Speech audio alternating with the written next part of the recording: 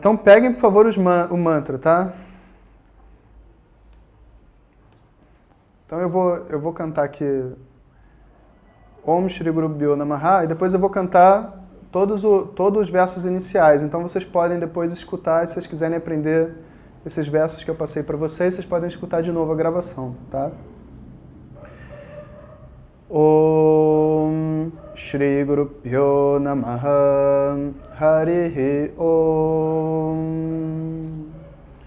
Om Shri Guru Bhyo Namaha Harihi Om Sadashiva Samarambham Sadashiva Samarambham Shankaracharya Madhyamam Shankaracharya Madhyamam Asmadacharya Paryantam Asmadacharya Paryantam Vande Guru Paramparam Vande Guru Paramparam Shri Jagan Mataram Devim Shri Jagan Mataram Devim Sthitadhi Padmakasanam Sthitadhi Padmakasanam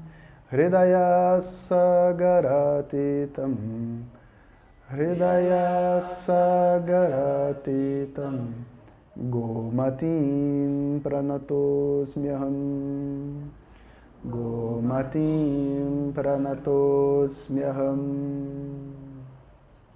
Om Sahana Vavatu Om Sahana Vavatu Sahanau Bhunaktu Sahanau Bhunaktu Sahaviryam Karavavahai Sahaviryam Karavavahai Tejasvinavadhitamastu Tejasvinavadhitamastu Ma vidvishavahai Ma vidvishavahai Om Shanti Shanti Shanti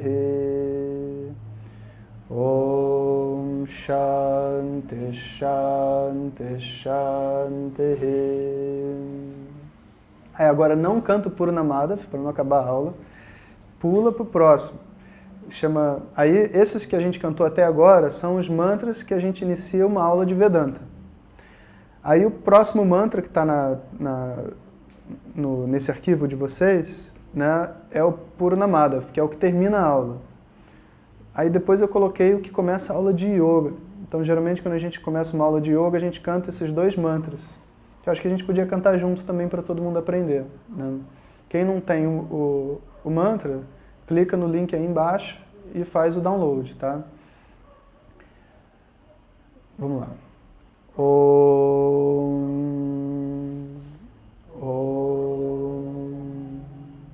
Vande Gurunam Vande Gurunam Charanarvinde Charanarvinde Sandarshita Sandarshita Swatma Sukhava Bodhe Swatma Sukhava Bodhe Nishreyase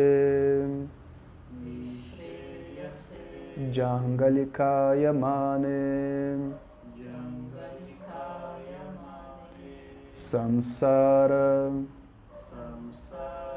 Hala Hala Moha Shantye Hala Hala Moha Shante Abahu Purushakaram Abahu Purushakaram Shankha Chakra Siddharinam Shankha Chakra Siddharinam Sahasra Shirasam Shvetam Sahasra Shirasam Shvetam Pranamami Patanjalim Pranamami Patanjalim. Muito bem. Então, esses dois mantras a gente canta no início da aula de yoga.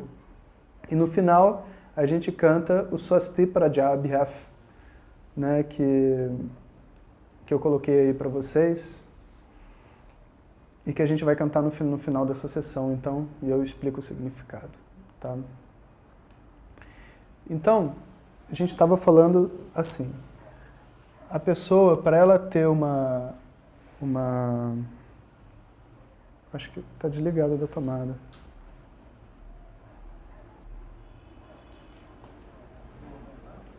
Não, a outra. Tudo bem. Um segundo só, pessoal.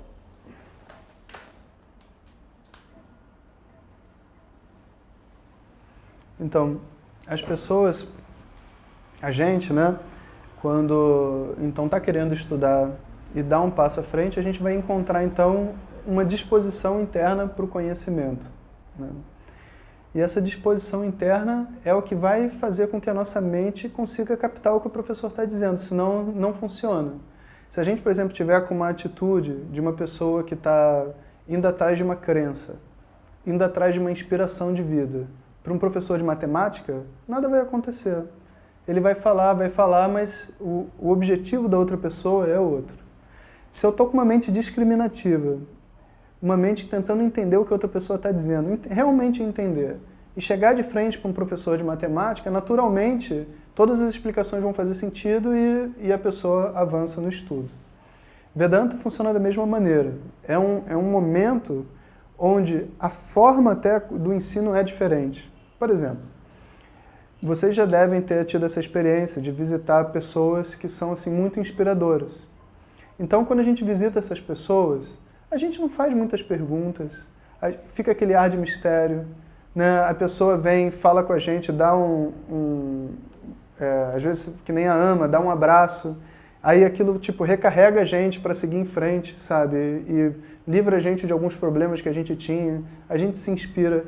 É um tipo de movimento, né? É um tipo de atitude, é um tipo de movimento. E não tem nada de errado nisso. Mas você não vai conseguir estudar Vedanta ou matemática com essa atitude. Isso é para um determinado tipo de trabalho, né? E da mesma maneira, se você chegar para ela e com uma mente discriminativa e perguntar para ela por que o abraço dela vai te ajudar, por que não vai, também não vai ajudar, o abraço dela vai perder o efeito. Porque o efeito do abraço, o efeito daquela inspiração, depende de uma determinada atitude mental, né? Então, num ambiente de estudo, a gente quer ter uma atitude de aluno, né? O que é muito importante. Então, isso vai ser o quê? O que é uma atitude de uma pessoa que está estudando e deseja aprender? Ela chega na hora, ela faz o dever de casa, ela trata o professor com respeito, o que é natural, né? Professor nenhum exige respeito de Vedanta, entende? Ninguém vai exigir respeito. Cada um tem os seus problemas, todo mundo sabe muito bem. Mas a menos que você tenha para você essa atitude interna, o conhecimento não vai funcionar, sabe? E eu já vi umas coisas assim muito engraçadas, sabe? Tipo, às vezes você está lá no ashram, aí chega um aluno, cara, tem tudo, sabe? Estudou sânscrito, estudou mantras, é mestre de yoga, só está lá para estudar Vedanta. O Swami olha para ele assim, aí ele vim estudar com você, né? Quero ficar no curso, lá, a gente fez um curso de 4 anos, né, quase 4 anos, quero ficar aqui no curso estudando. O mestre fala, não, você vai cuidar da sua mãe. Cuidar da minha mãe? Você não tem uma mãe? Aí o cara fala, tenho. Qual foi a última vez que você a viu?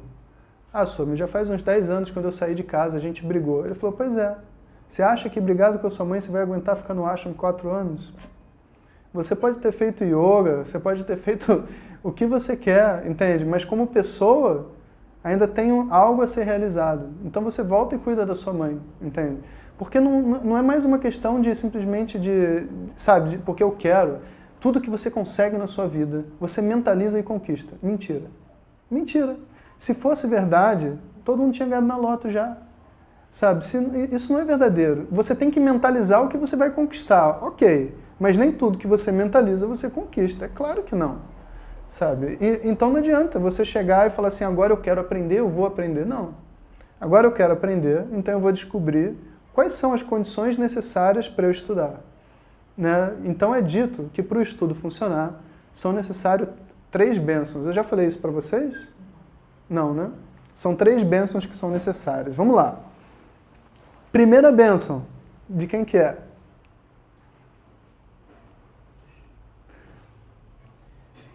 Quem sabe não pode falar, só pode quem está escutando pela primeira vez, que essa é uma explicação muito famosa. A primeira bênção, né, é a bênção dos pais.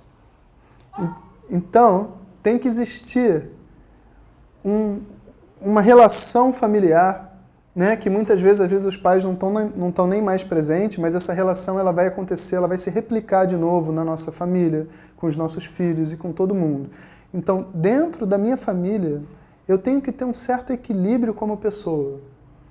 Né? Esse equilíbrio vai se revelar para a minha vida como um equilíbrio mental. Porque vocês sabem que o desequilíbrio que a gente encontra com todas as pessoas são só uma réplica do desequilíbrio que a gente tem com os próprios pais. Os pais são só um amplificador. Na verdade, o desequilíbrio vem da nossa infância. E não são nem com as pessoas, os pais verdadeiros que estão na nossa frente agora. São os pais que ficaram gravados na nossa memória. E esses pais que estão na memória, eles vão ser estimulados por diversas pessoas na nossa vida.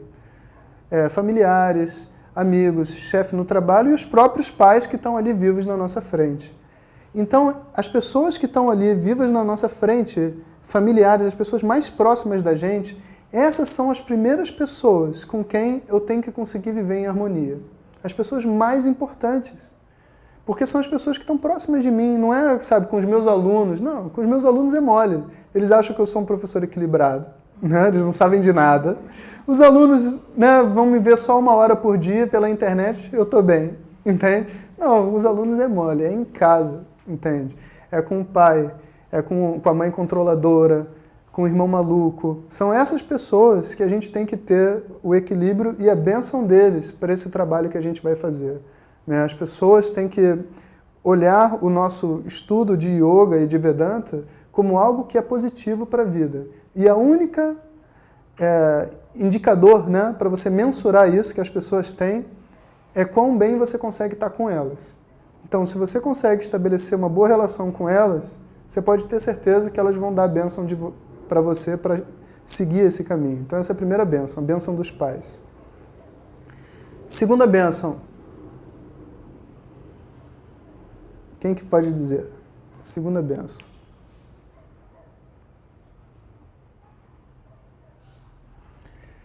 Segunda bênção é a bênção dos professores.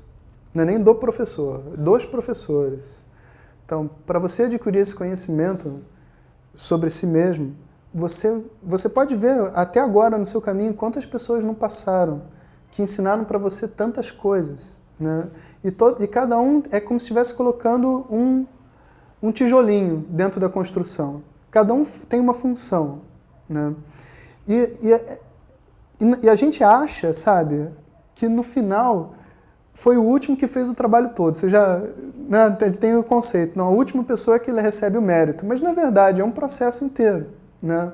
Então, não adianta você chegar para estudar Vedanta e falar, yoga não serve para nada. Não. Você só está estudando Vedanta porque você praticou yoga, porque você fez meditação, porque você foi aos seus centros espíritas, porque você foi nos seus rituais, porque você foi a tudo isso te possibilitou uma mente capaz de entender o que tem para ser dito pelos mestres dos Vedas. Né? Então, não adianta você descartar a tradição. Você está dentro de uma tradição muito maior do que os Vedas, a tradição da humanidade, onde uma pessoa está tentando se encontrar e viver em harmonia. E todos os professores têm um papel nisso. Então, mesmo que o assunto aqui seja Vedanta, se o seu professor anterior tiver brigado com você, meu amigo, Ishvara, né, a ordem do universo não deixa o ensinamento de Vedanta acontecer. Então você tem que estar em paz com seus mestres, as pessoas que passaram na sua vida e que te ensinaram, e obviamente com quem está te ensinando, né? Senão o estudo não pode nem acontecer. Né? Então a segunda bênção é a bênção dos professores. E como que a gente ganha essa bênção dos professores?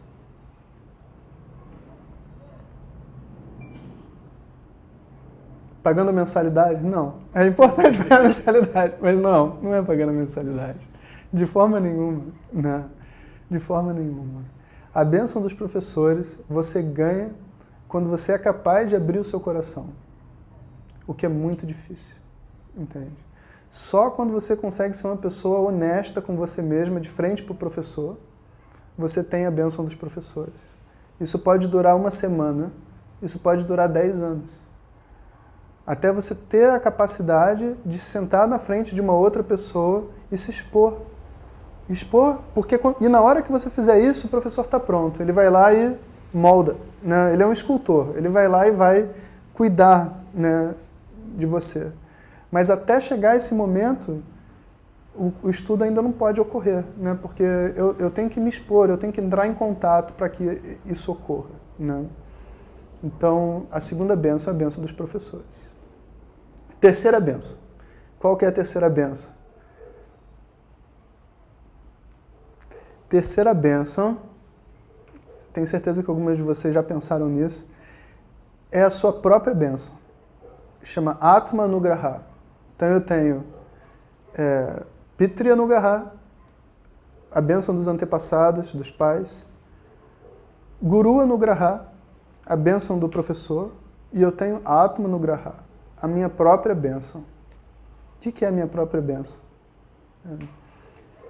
Olha, é assim. E Buda, eu acho que Buda tinha umas frases que fazia isso de propósito, para ver até que ponto a pessoa tá preparada para fazer. A pessoa chegava assim e falava assim, eu quero estudar meditação. Quanto tempo vai demorar até minha mente ficar em paz? Ele falava, quando todas as folhas dessa árvore caírem, né? Só que não era um girassol, né? Todas as folhas dessa árvore caírem, você vai estar começando. Aí a pessoa, não quero mais esse negócio, eu vou embora, né? Aí ir embora. Por quê? Não tem Atma Anugraha. Não tem Atma Anugraha. Cadê a força de vontade para conseguir? Não, para eu estudar não dá para mim, sabe por quê? Porque se fosse 7h30 já dava. Por que se não dá? Porque 7 eu tomo o meu jantar. Eu janto e minha janta acaba exatamente 7h30, então não dá. Mas então, meu amigo, se não dá para você trocar meia hora o seu horário de jantar para assistir uma aula, o que eu posso fazer por você? Acho que vamos todo mundo se reunir para trocar, não vai funcionar. Entende? Então, existe uma certa disposição interna, uma energia necessária para eu conseguir fazer qualquer empreendimento na minha vida. Qualquer um. Quer se tornar professor de yoga, você vai ter que achar um curso, vai ter que estudar, vai ter que ralar, vai ter que pedalar muito para conseguir se tornar um professor. Você quer estudar, você também vai ter que ter muita disposição. Só que aqui é uma disposição diferente, como vocês devem ter percebido. Eu tento deixar o conhecimento e o estudo mais leve possível. Eu conto piada e não sei o quê, mas o que a gente tem para dizer são coisas muito sérias.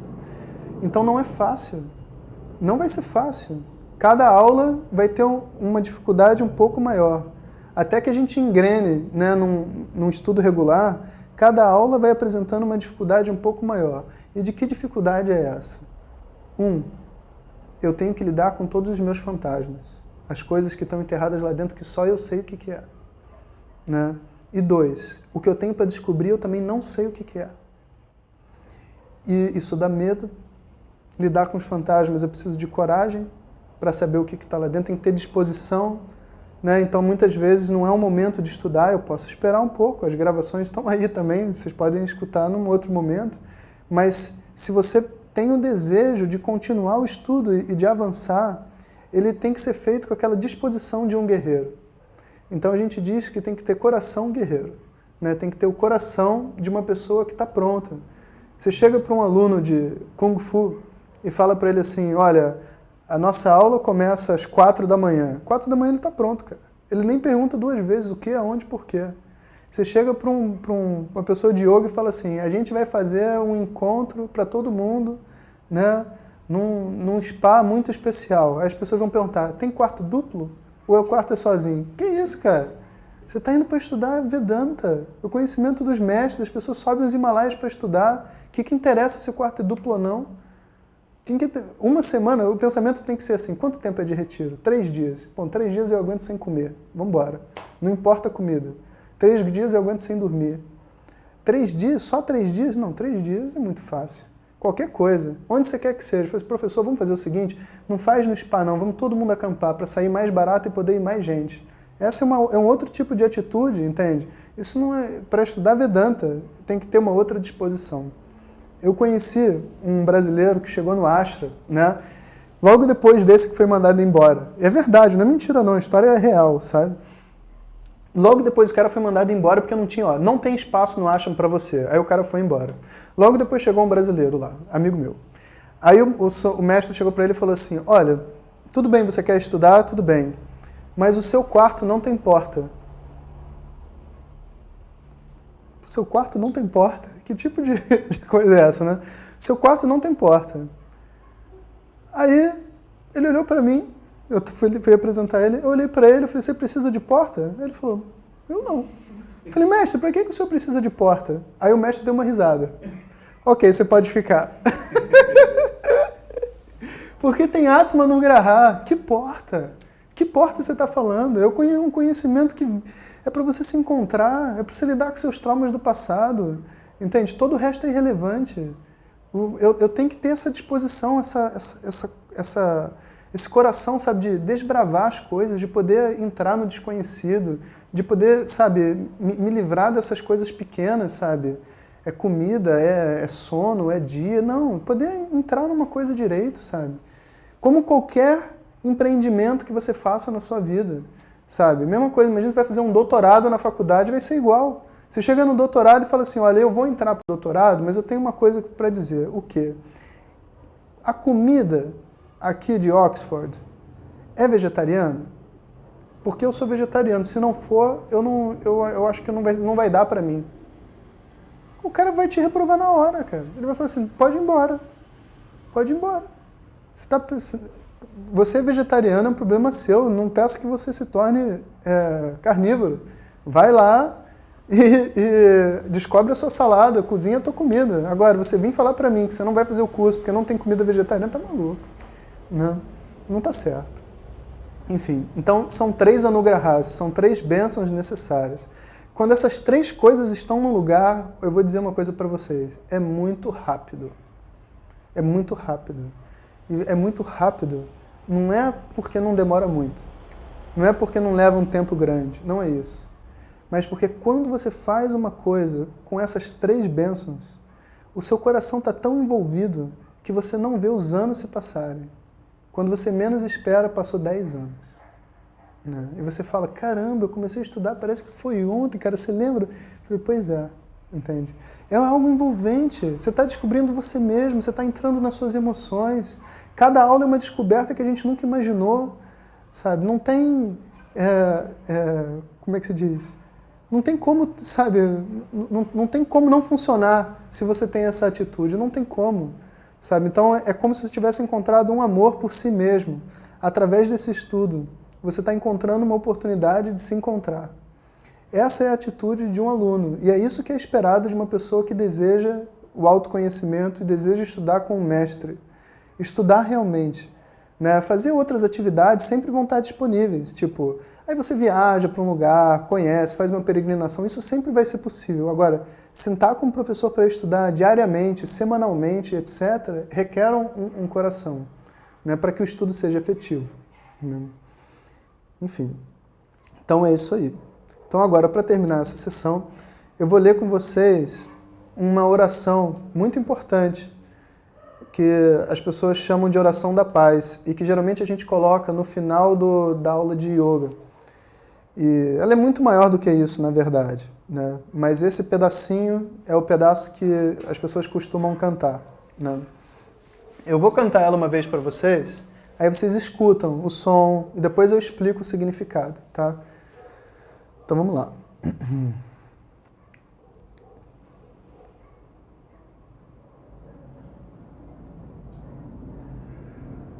Om Shri Guru Pyo Namaha Harihi Om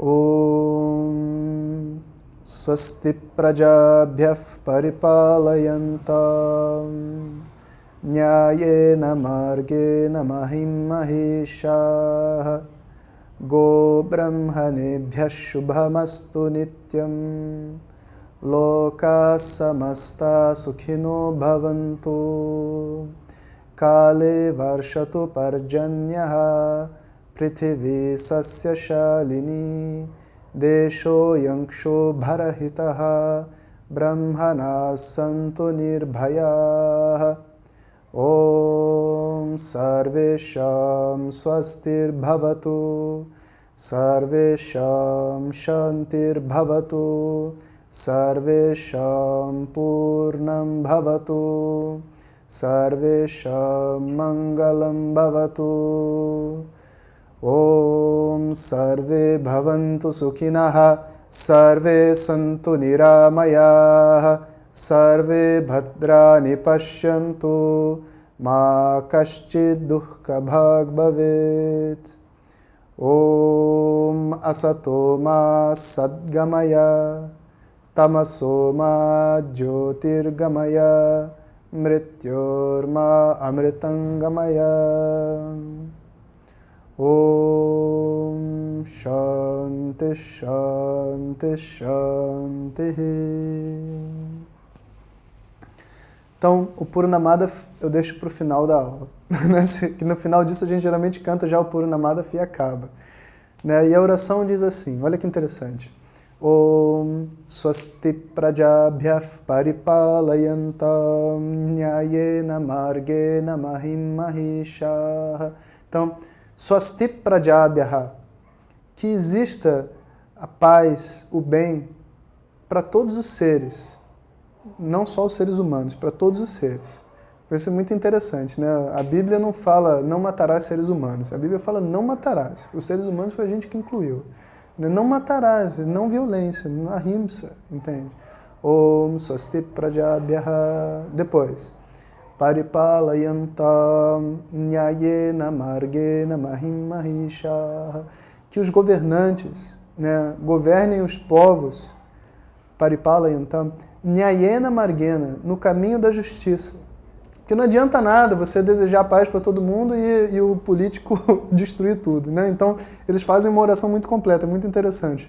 Então, que os governantes governem no caminho da justiça, do que é correto.